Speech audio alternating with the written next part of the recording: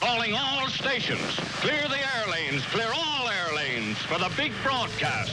I was a fan of the original Svengoolie, Jerry G. Bishop, both from radio and his TV stuff. He just happened to be the staff announcer who was on duty Friday nights when WFLD was running horror movies. And instead of just doing his announcements straight, he started to goof around with it and do jokes and do the sort of Transylvanian accent. And eventually it built into him, doing a whole show as the Svengoolie character.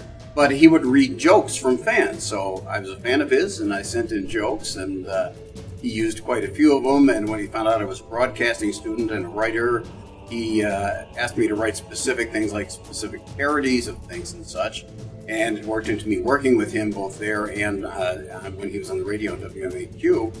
And eventually it was his idea that I would become the son of Svengoolie. And he said to me, you could do it. You could be the son of Svengoolie. And he trusted that I would be able to carry it off. But eventually I did get the show, and I went on the air on WFLD in 1979 in June.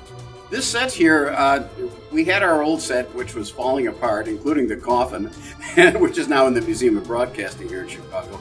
But I was very fortunate. We have some friends at the Acme Design Company in Elgin who are not only big fans of the show, but also fans of the 30s and 40s type movies.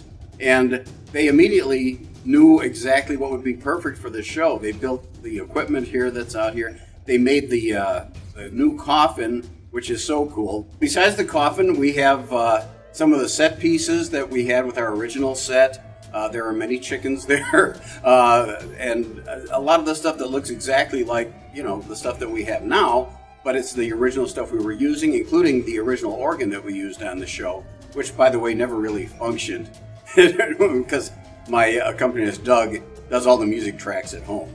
Well, for the most part, the makeup stayed the same, and it's always been, the black top hat. I used to just wear different T-shirts, and that was too informal, Since I was a big fan of Groucho Marx, I remembered he painted on the mustache, and I thought if it's good enough for him, it's certainly good enough for me. I never expected, when I started in 1979, that I'd still be doing it now, and nationally.